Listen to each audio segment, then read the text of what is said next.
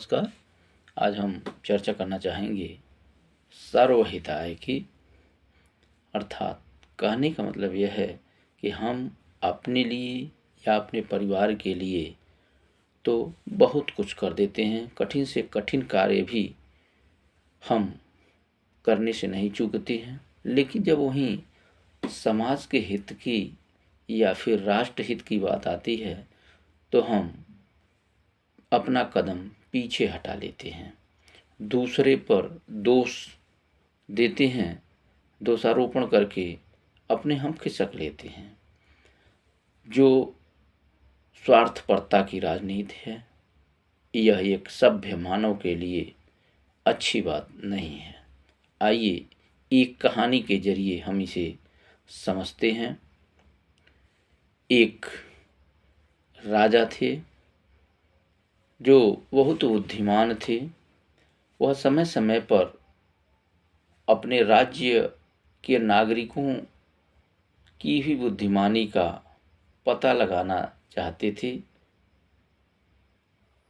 एक बार उन्होंने एक प्लान तैयार किया, योजना बनाई, देखना चाहा कि उनके देश के नागरिक में किस तरह की बुद्धिमत्ता है।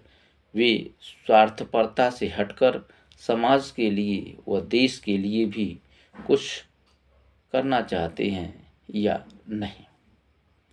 एक योजना के तहत राजा भोर में ही घोड़े पर सवार होकर निकले और नगर के मुख्य चौराहे पर सड़क के बीच में एक बड़ा पत्थर रख दिए और पत्थर के नीचे एक कपड़े की पोटली में कुछ असरफियां रख दिए।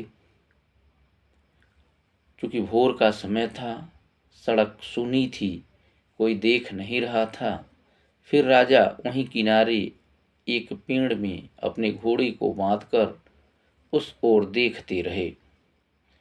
तभी सूर्योदय हुआ और एक किसान उधर से गुजरा।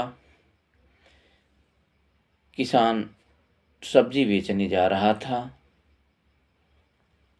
वह बीच में देखा तो उसकी गाड़ी उससे टकराई और उसकी सब्जी तितर बितर हो गई। किसान दूसरे पर यह इसका प्रभाव जो है थोपता रहा कि लोगों को ये कैसे देखा जाता रहा। अब तक जो भी देखा इसे नहीं हटाया, इसकी जिम्मेदारी जिसकी है, जिम्मेदार चुप है। ये सब बातें कहता हुआ किसान आगे निकल गया। फिर एक सैनिक हाथ में किताब लेता हुआ आगे बढ़ रहा था कि अचानक उसके पैर से पत्थर टकरा गया और उसका पैर कट गया, खून बहने लगा, किताब गिर गया। फिर वह भी दूसरे को कोसता हुआ कि जिम्मेदार यहाँ अपनी जिम्मेदारी बखूबी नहीं निर्वहन करते हैं और जो है इस तरह की घटना उसके साथ हो गई, खून बहने लगा।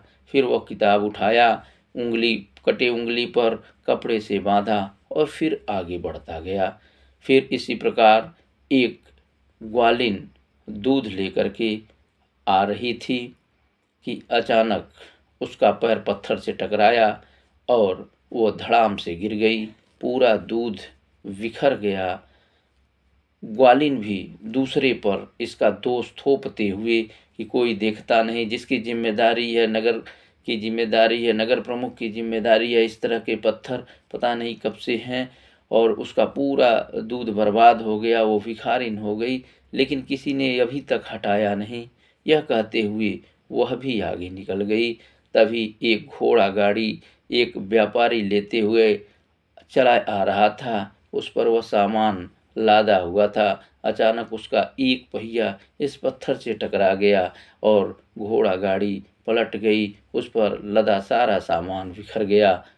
वह भी उठा और वह भी एक दूसरे पर, इस जिम्मेदारों पर कोसने लगा कि अब तक किसी ने इसी पत्थर को हटाया नहीं और रास्ता व्यवधान हो गया, जिससे उसका सारा सामान बिखर गया। वह भी उठा और अपने सामान गाड़ी पर फिर से लादा और आगे निकल गया। तभी एक बालक गुरुकुल से पढ़ता हुआ उधर से निकला, देखा रास्ते में पत्थर पड़ा है, सोचा कि इस पत्थर की वजह से बहुत को कष्ट हो रहा होगा, आवागमन बाधित है। उसे अपने गुरुजी की बात याद आ गई। गुरुजी ने उसे गुरुकुल में समझाया था कि उसका प्रथम कर्तव्य होता है अपने परिवार के लिए कुछ भी करने की। दूसरा कर्तव्य है समाज के लिए अपने प्राणों तक की यदि कुर्बानी देनी पड़े तो दे देना चाहिए।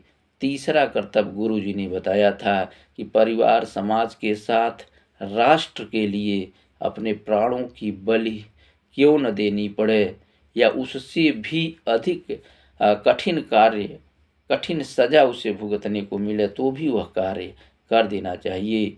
गुरुजी की इस बात से वह समझदार बालक समझ करके और फिर उस पत्थर को किनारे कर दिया, जिससे रास्ता सही ढंग से आवागमन शुरू हो गया। पत्थर हटाया तो देखा कि उस पे एक पोटली लिखी हुई है। पोटली में असरफियाँ हैं। पोटली में एक कागज़ पर लिखा हुआ था कि सुबह उसे राज दरबार में पेश होना है। बालक कागज़ पर लिखे निर्देशानुसार वह सुबह राज दरबार में पेश होता है। राज दरबार में राजा आते हैं और राजा इस बालक से के इस करतूत से बहुत खुश होते हैं और वो अशर्फियाँ तो इसे दे ही देते हैं। इसके पढ़ाने लिखाने की संपूर्ण जिम्मेदारी लेते हैं और पढ़ने लिखने के बाद से इस बालक को वह अपना प्रधानमंत्री नियुक्त कर देते हैं। इस तरह ईमानदारी का फल उस बालक को मिलता है और उस बालक का जो यह क्रियाकलाप है यह यही है कि सर्वहिता यानी दूसरे के भलाई के लिए भी हमें कार्य करना चाहिए। यानी केवल हमें अपने परिवार तक नहीं सिमटना चाहिए, स्वार्थपरता तक नहीं सिमट करके अपने मानव जाति पर प्रश्न चिन्ह नहीं लगाना चाहिए, बल्कि परिवार के साथ साथ समाज और राष्ट्र हित के लिए भी जो कुछ हो सके उसे करना चाहिए। धन्यवाद।